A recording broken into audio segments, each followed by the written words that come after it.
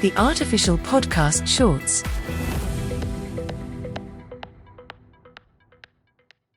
I think it's really neat that they're starting to get celebrities to record voices for voice assistants because it adds a fun novelty to it.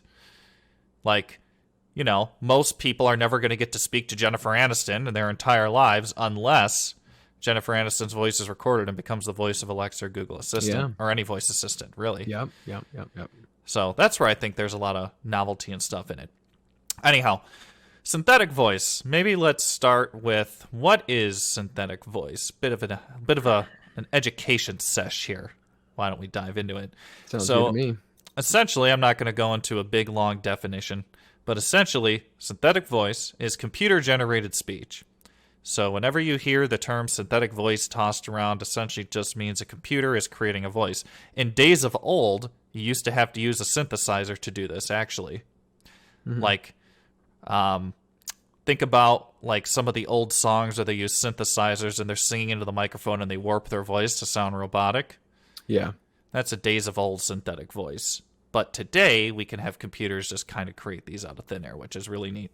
So think about like the old Macintosh voice from when the Macintosh was... I've noticed a lot of the methods they use these days for like the AI algorithms to make synthetic voices are called synthesizers, because kind of a fun fact. Yeah. Yes. Yeah. I forgot what I was going to say. You can keep going. Well, I was just going to say like one of the OG synthetic voices that exposed the greater public to this concept was when Steve Jobs unveiled the first Macintosh computer back in the 80s, and he started out the presentation with the Macintosh saying, "Hi, I'm Macintosh." Mm-hmm. And everybody's minds were blown.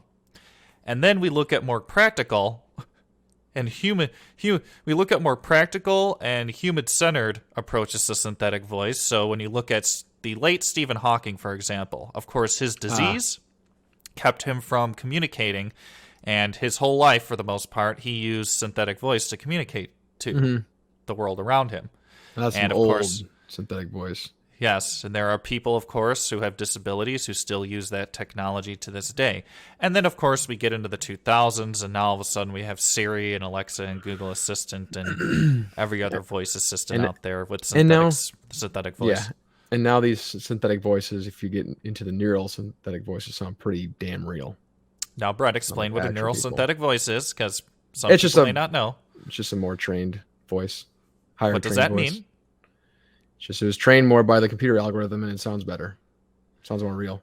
Well, maybe then we should start with how we're able to train these voices. And I think it's interesting to note that most synthetic voices generated by computers still have to record some aspect of human speech, because you're essentially training an advanced computer algorithm or an AI model on how to mimic the person's speech. Like, for example, the voice of Alexa, a real person had to provide that voice. Like the voice of Siri. The voice of Siri is actually trained off of real human people. Yeah, you can't just make a voice out of thin air. Maybe you can, but I haven't seen one yet. Well, you can, but it's a lot easier to record it. When you're trying to create the synthetic voice using an AI model, it's a lot easier, of course, to record it first. I thought about what I was going to say before. To many people out there, maybe instead of synthetic voice, text-to-speech.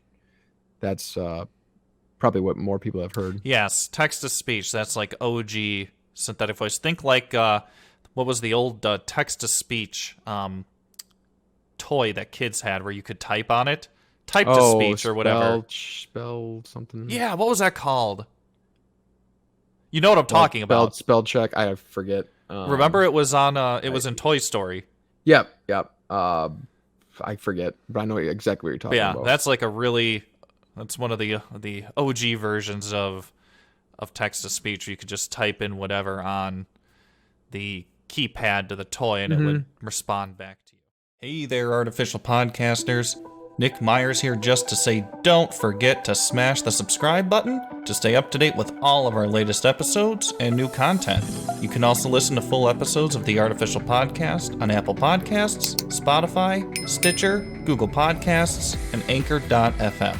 If you or someone you know is interested in being a guest on the show, visit us on the web at www.theartificialpodcast.com. Thanks for watching, and see you soon.